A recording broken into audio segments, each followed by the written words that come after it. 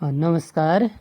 म आज कक्षा 6 को पाठ 12 स्वाभिमानीमुख शीर्षकको कविता लिएर उपस्थित भएको छु र हामीले कक्षा 6 कामा विभिन्न कथा, कविता, निबन्ध, प्रबन्धहरू आदि पढ्दैछौँ र त्यसै अन्तर्गत आज पाठ 12 मा स्वाभिमानीमुख भन्ने कविता छ र यस कविताका लेखक क्षेत्रप्रताप अधिकारी हुनुहुन्छ। तपाईहरू सबैजनाले सर्वप्रथम कसैको नयाँ किताब हुन सक्छ, कसैको पुरानो किताब हुन सक्छ, आफूसँग भएको कक्षा 6 को नेपाली किताब, जुन नेपाली किताबहरू छन् जो सरकारी प्रकाशनको नेपाली किताब पाठ्यक्रम विकास केन्द्रको, त्यो नेपाली किताबको पाठ 12 पल्टाउनुहोस् र त्यहाँ पेज नम्बर किताब पछि फरक हुन सक्छ। मसँग भएको किताबमा चाहिँ 81 छ भने तपाईहरुसँग कति छ त्यही अनुसार पाठ 12 पल्टाउनुहोस् र यसका लेखक क्षेत्रप्रताप अधिकारी हुनुहुन्छ। यो चाहिँ एउटा स्वाभिमानीमुख भन्ने बित्तिकै स्वाभिमानी भन्नाले के भन्दाखेरि आफ्नो खुट्टामा आफै उभिन सकिने अथवा आफूलाई आफूले सम्मान गर्ने अथवा स्वाभिमानी भनेको अरूको भर नपर्ने, आत्मनिर्भर हुनु नै के त स्वाभिमानी हुनु हो।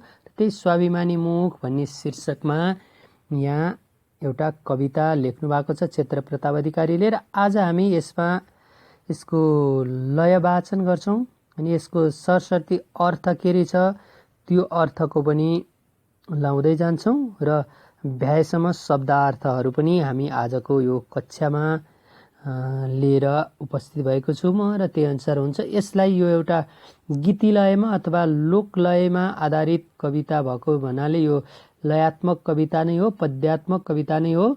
यसलाई आफ्नो तरिकाले मिलाएर गाउन सकिन्छ र म पनि यसलाई गाउने कोसिस गर्छु र पहिला हामी यो गाएर हेरौं। तपाईहरुले पनि सँगसँगै गाउँदै जानु होला र यसको अर्थ म पहिला सरस्वती यसको लय वाचन गर्छु र त्यसपछि यसको भावार्थ पनि म भन्नेछु। अहिलेलाई चाहिँ सुनौ है त। सोरठीमा खोज मलाई मादलुमा खोज, सोरठीमा खोज मलाई मादलुमा खोज, रोदी घरमा मारुनीको गाजलुमा खोज, रोदी घरमा मारुनीको गाजलुमा खोज, उकाली र ओरालीमा कहिले छाया भिरालीमा, उकाली र ओरालीमा कहिले छाया भिरालीमा, ढोलकी र खैँजेडीमा कहिले माया मुरलीमा, ढोलकी र खैँजेडीमा कहिले माया मुरलीमा, बनेलीमा छाया हुन्छु, बनेलीमा छाया हुन्छु, तिमी जस्तो होइन म त जता छोयो तिमी हुन्छु, बनेलीमा छाया हुन्छु, तिमी जस्तो होइन म त जता छोयो तिमी हुन्छु,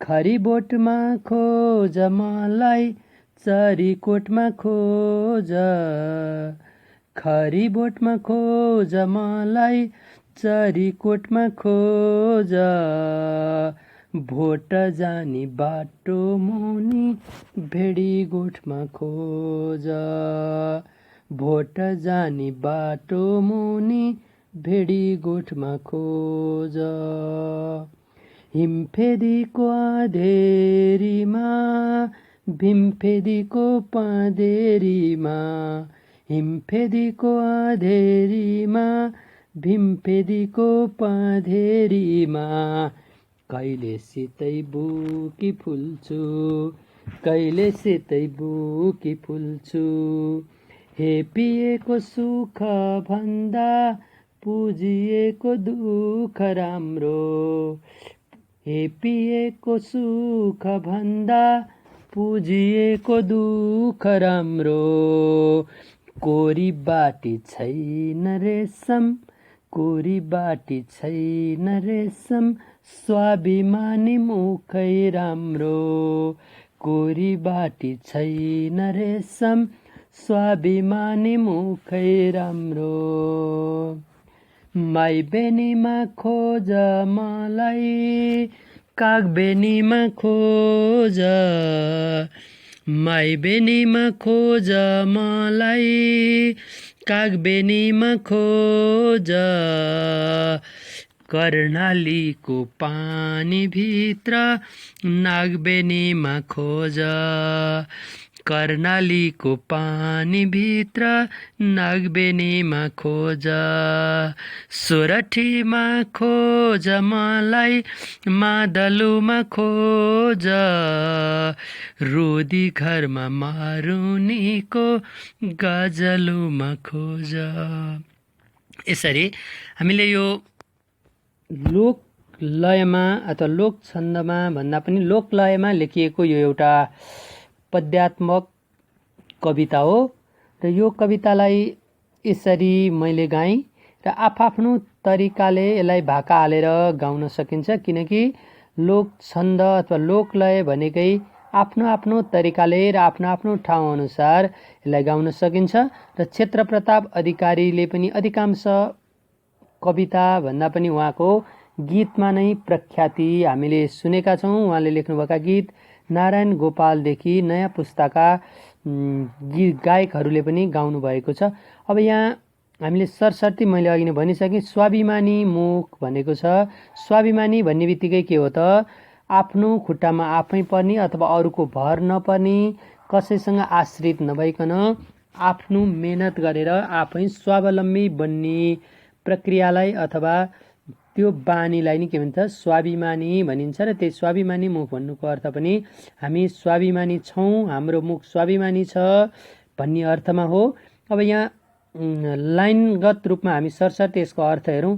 सोरठीमा खोज मलाई, मादलुमा खोज, रोदी घरमा मारुनीको गाजलुमा खोज भनेर यहाँ नेपालमा प्रचलित विभिन्न क्षेत्रगत हिसाबमा, त्यस्तै गरी जातिगत हिसाबमा र समुदायगत हिसाबमा के हुन्छ त, हाम्रा विभिन्न लोक भाकाहरू फरक फरक हुन्छन्। जस्तै सोरठी भनेको छ, सोरठी भन्नाले के त, गुरुङ मगर आदि जातिमा प्रचलित गीत गाउँदै देखाइने नाटक भनेको छ। यो चाहिँ गीती नाटक जस्तै हो। यो सोरठी भाका चाहिँ मगर गुरुङ लगायतका हाम्रो विशेष गरी पश्चिम क्षेत्रहरूमा र अहिलेको गण्डकी प्रदेश छ त्यो क्षेत्रहरूमा विशेष गरी यो सोरठी भाकाहरू बढी प्रचलित छ, किनकि त्यो क्षेत्रमा गुरुङ मगर लगायतका जनसमुदायको बाक्लो बस्ती छ र अन्त पनि छ। यसको मतलब त्यसमा अलिक धेरै छ भनेको। रोदी घरमा मारुनीको गाजलुमा खोज भनेको, अब यहाँ रोदी घर भनेको चाहिँ के त, गुरुङ जातिमा प्रचलित भनेको छ। चाहिँ गुरुङ जातिहरूको एउटा प्रचलित के हो त, दिनभरि काम आफ्नो कामकाजमा आएर बेलुकी साँझ गाउँमा सबैजना गाउँलेहरू जम्मा भएर, विशेष गरी युवा पुस्ताका युवा युवतीहरू जम्मा भएर साँझमा स्थानीय भाकाहरूमा एउटा गीत गाउने चलन, अब त्यसमा भेला भएर गीत गाउने र नाच्ने चलन छ। त्यो चाहिँ के हो त, रोदी हो। र त्यो रोदी जहाँ हुन्छ त्यसलाई चाहिँ रोदी घर भनिएको छ भने मारुनी भन्नाले पनि एक किसिमको के त, महिलाको भेषमा गाउने र नाच्ने मान्छे भनेको छ। यो चाहिँ के त, पुरुषहरूले महिलाको जस्तै भेष गरेर नाच्ने चाहिँ एउटा मारुनी अथवा भेष बदलेर नाचिने एक किसिमको यो पनि के हो त, नाच हो। यो सबै हाम्रो लोक संस्कृति अन्तर्गत पर्छन्। अब यहाँ अरू विभिन्न ठाउँहरूको नाम लिँदै यहाँ हाम्रो तुक्काहरू अथवा भाका मिलाएको छ।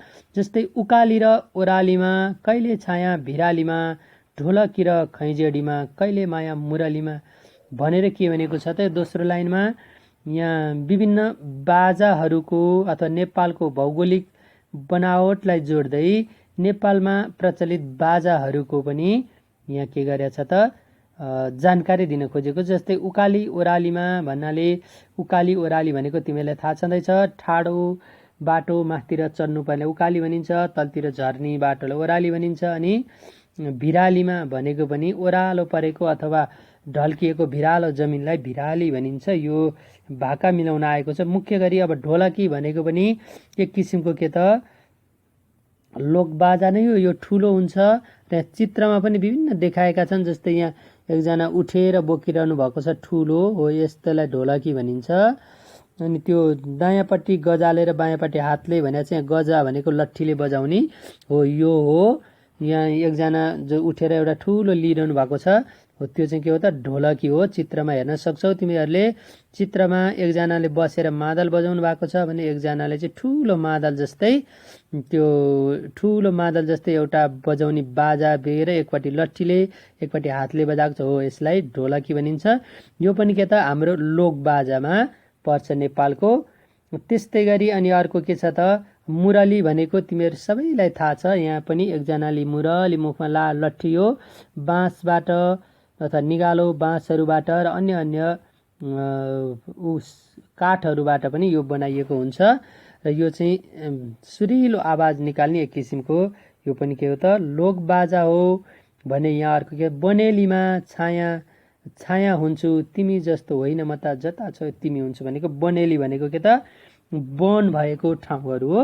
त्यस वन भएको ठाउँलाई बनेली भनिन्छ हो। त्यस्तो बनेलीमा छाया हुन्छु भनेको म त्यहाँ छाया भनेको तिमीले बुझेकै छौ के त छाया भनेको कुनै पनि घामबाट प्रतिबिम्ब भएको मान्छेको छायालाई छाया भनिन्छ। अनि यो चाहिँ भाका मिलाउनको लागि तिमी जस्तो होइन म त जता छ यो तिमी हुन्छु भनेर एउटा गीतलाई लयात्मक बनाउन भनिएको छ। जता छोए पनि तिमी हुन्छु भन्नुको मतलब म नेपाली हुँ र म सबैलाई माया गर्छु। म चाहिँ अरू जस्तो अथवा बाहिरी देश जस्तो अरूलाई माया नगर्ने होइन। जता छोए पनि तिमी हुन्छु भन्नुको मतलब म अरूलाई माया गर्छु अथवा तिमीहरूलाई माया गर्छु भन्ने अर्थमा यहाँ आएको छ। अब खरी बोटमा खोज मलाई चरी कोटमा खोज भोट जानी बाटो मुनि भेडी गोठमा खोज भन्न खोजे के भन्दाखेरि यो के त खरीबोट भनेको नि ठाउँको नाम हो कतै नेपालको। चरीकोट भनेको पनि हाम्रो नेपालकै दोलखा जिल्लाको सदरमुकाम र यो चर्चित ठाउँ हो। यसरी यो भन्न भेडी गोठमा जाने बाटो मुनि भेडी गोठमा खोज भन्न खोजे के हो त भने हामी नेपालको जुनसुकै ठाउँमा भए पनि म त्यहाँ नेपाली नै हो, त्यहाँ नेपाली भएरै रहन्छु र हाम्रो लोक संस्कृतिहरू पूर्व पश्चिम हिमाल पहाड तराई सबै ठाउँमा हुन्छ।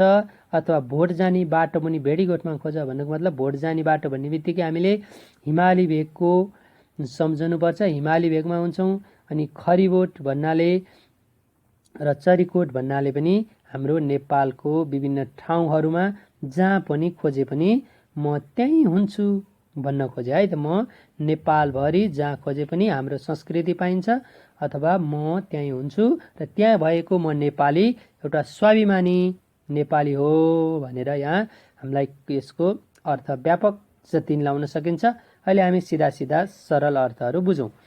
हिमफेदीको अँधेरीमा भीमफेदीको पँधेरीमा कहिले सेतै बुकी फुल्छु भन्न खोजे के त म चाहिँ कहिले त हिमफेदीको अँधेरीमा भनेको हिमालमा नि हुन्छु, भीमफेदीको पँधेरीमा नि हुन्छु भन्न खोज्या। हिमफेदी भनेको पनि हिमालको फेद, भीमफेदी भन्नाले हाम्रो तराई पहाडमा यहाँ भीमफेदी भन्ने ठाउँ पनि छ, यहाँ काठमाडौँभन्दा अलि उता। यसरी जुनसुकै ठाउँमा खोजे पनि म हुन्छु, कहिले सेतै बुकी फुल्छु भनेको छ। यो भनेको बुकी भनेको एक किसिमको सेतो फुल हो।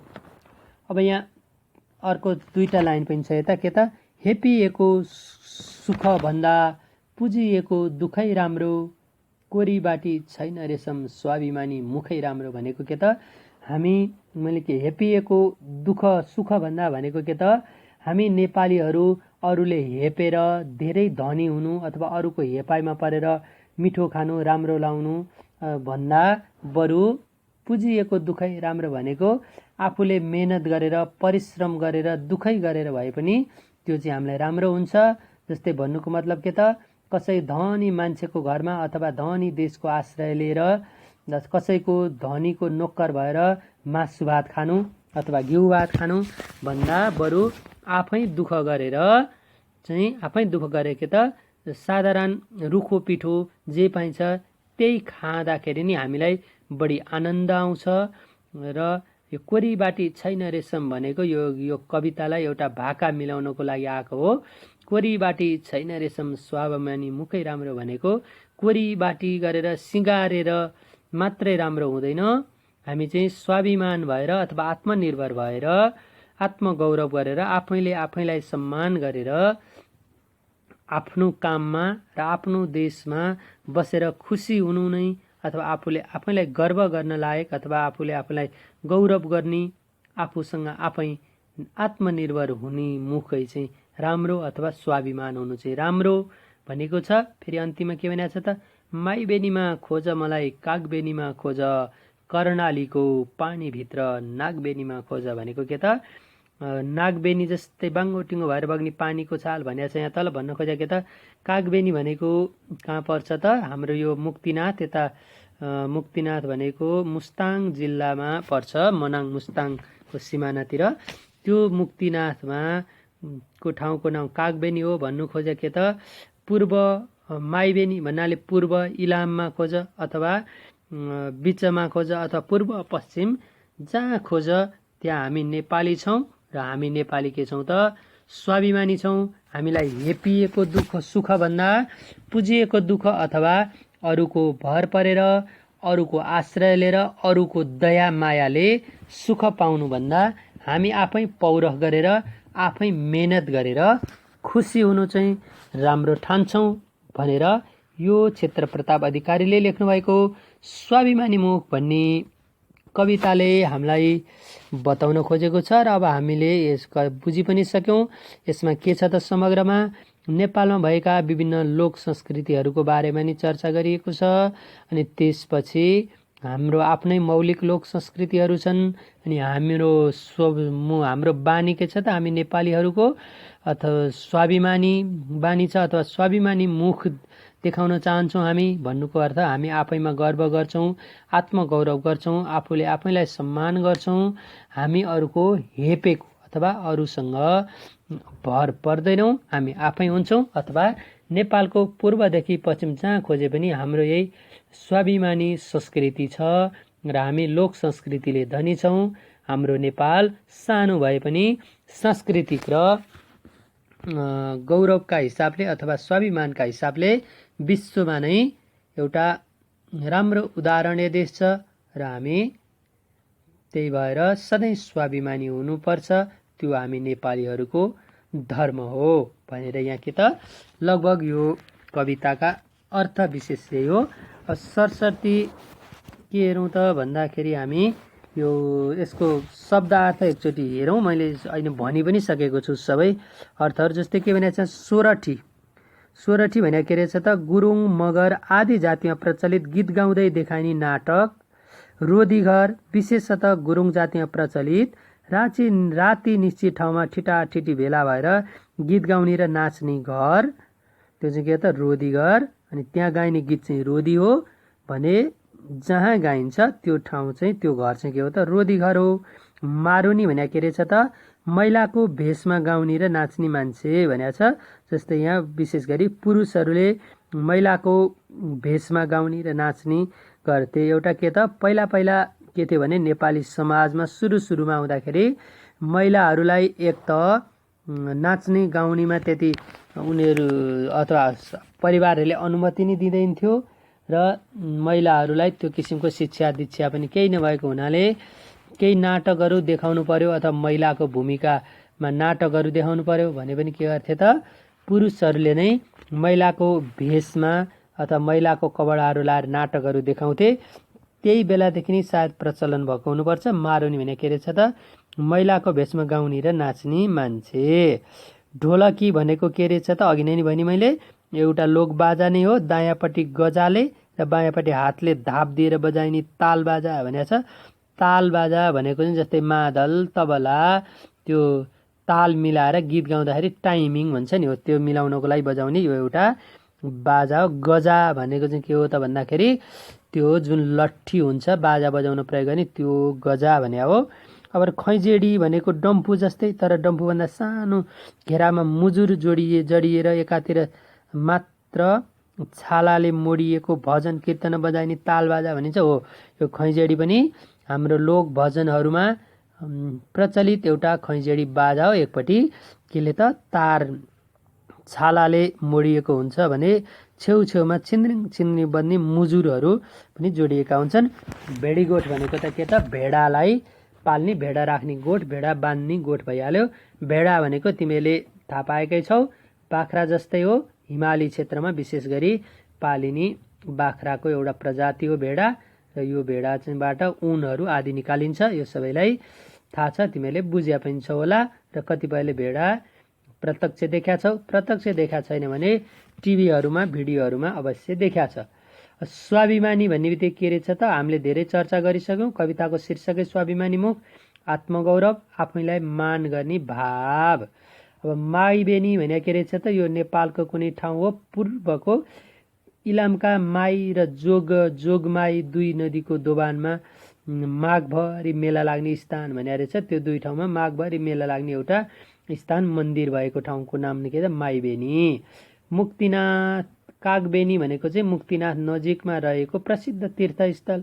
तीर्थस्थल भनेको के त पूजापाठ आदि गर्न घुम्न जाने ठाउँ, पवित्र ठाउँ।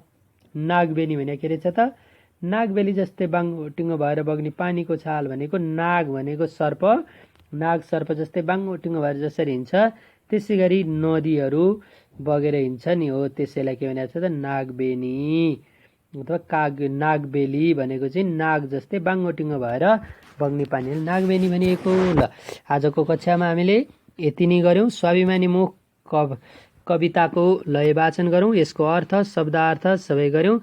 त्यसैले आजलाई यति नै। यसका अभ्यासहरू र बाँकी चाहिँ हामी अर्को कक्षामा गर्छौँ। धन्यवाद।